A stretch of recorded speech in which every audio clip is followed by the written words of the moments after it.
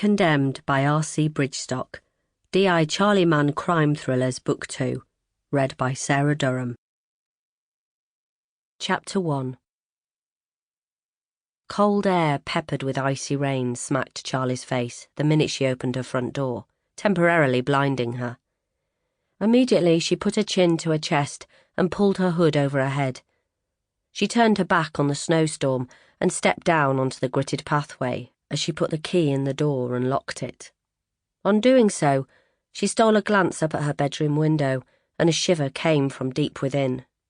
The yearning for the warm bed she'd abandoned was overwhelming, but duvet days were seldom come by for a senior investigating officer in charge of serious crime.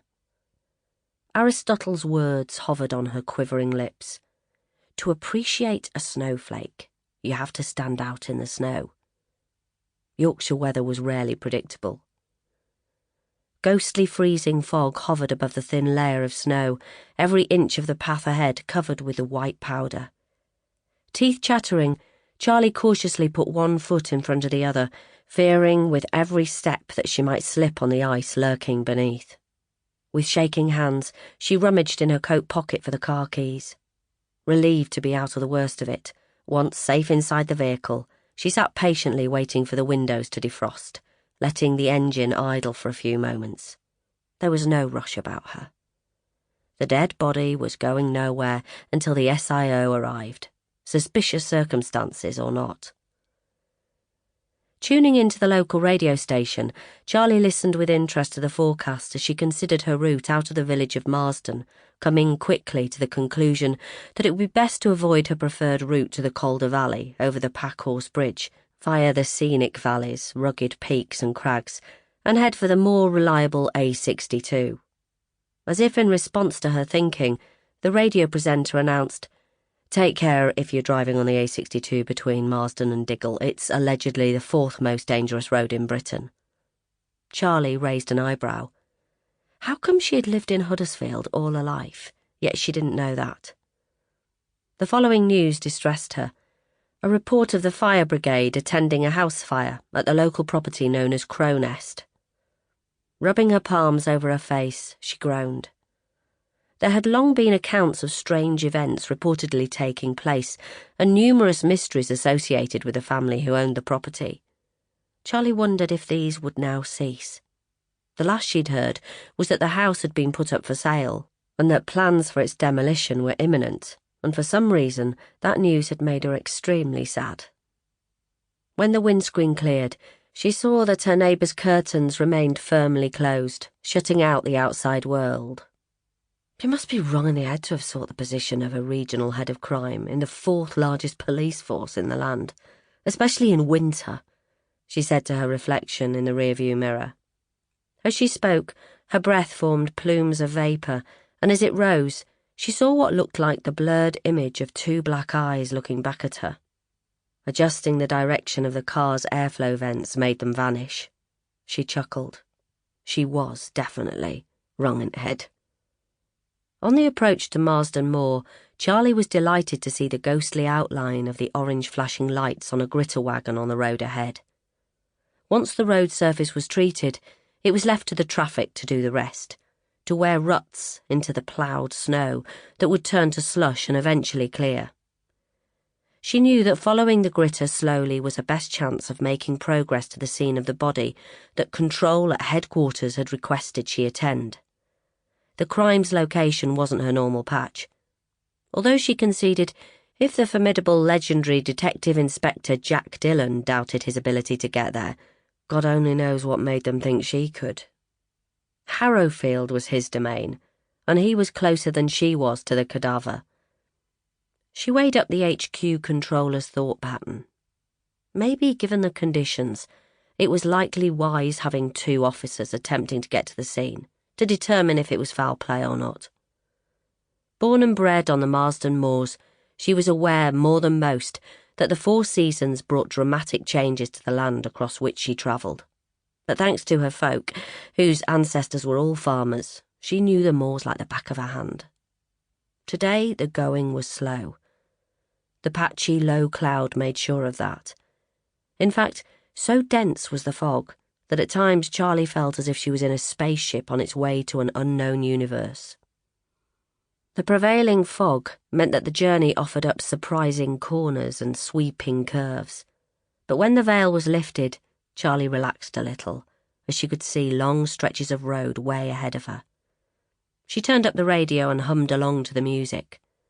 When she knew the words, she sang, and when she didn't, she made them up. Suddenly, blue flashing lights on the receding horizon in her rearview mirror grabbed her attention. Charlie put her foot slowly on her brake and steered the car as far into the side of the road as she dared, without fear of getting stuck in a snowdrift. She let the fire engine pass. Radio now off, she looked at her watch. Becoming increasingly warm, she turned down the heater. The windscreen began to mist over just slightly, but it was enough to make her wind down her window only to be confronted with a confusion of cawing. She looked up. A murder of crows circled their roost in a well-protected copse of trees, which hugged the rocky base of Millstone Edge. "It's an omen," she could hear Granny's caution. She remembered how her younger self, puzzled by her Granny's discomfort, had questioned the remark. Charlie was an inquisitive child. "It's the harbinger that guides souls from the realm of living into the afterlife, lass."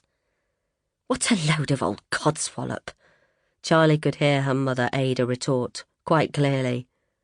Turning to Charlie, Ada's voice had softened to a whisper in her ear. "Your granny is ruled by the moon. Another day she'll tell you a crow is a sign of a spiritual blessing. Whatever suits. Isn't that right, Mother?" Charlie's mother had no time for the old lady's fables, but Charlie loved spending time with her granny. Unkindly regarded as loopy by some, Granny was hugely entertaining. Never short of telling a good story, Granny had been the youngster's favourite playmate. When the fire crew had passed, Charlie nudged the accelerator with her foot, and very slowly the car crept forward on the packed ice. Looking ahead at the darkening sky, she found herself transfixed by the number of large birds diving, lunging and cawing in singles and in pairs as they flew around above her vehicle in a circle before they began to break apart. The car then plunged into another wall of dense fog, and the birds were lost to her. Concentrating hard in order to see ahead, Charlie carefully navigated her way around a hairpin bend, and then another, until all of a sudden the fog snapped away again, and she was upon Eastergate, as if the car had found its way all by itself. Below her, the hill peaks reared up into the low clouds, and in front she saw the shadow of an impressive detached period property smouldering in the distance. Crow Nest. Locally, the house was of huge interest, rumoured as it was to be haunted with its extensive grounds used by witches in days gone by for dark satanic rituals. Or at least, that's what Granny said. What couldn't be mistaken was the hive of activity that now surrounded the property, just as Charlie envisaged after hearing the earlier radio announcement concerning the fire. At that moment her phone rang. It made her jump, such was her focus on the house.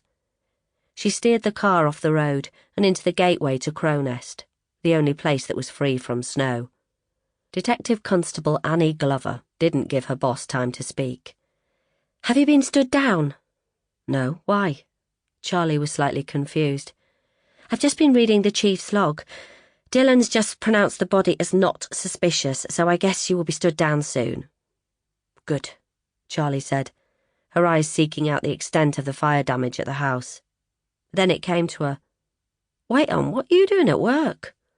Annie grimaced. I've been called in." Charlie frowned. "What for?" "Ricky Lee asked me to cover for him. Apparently, the Forces rugby team has had several cry off and it's an important match." "I bet," Charlie mumbled under her breath. "Where's the nearest race meeting?" The line went deathly quiet.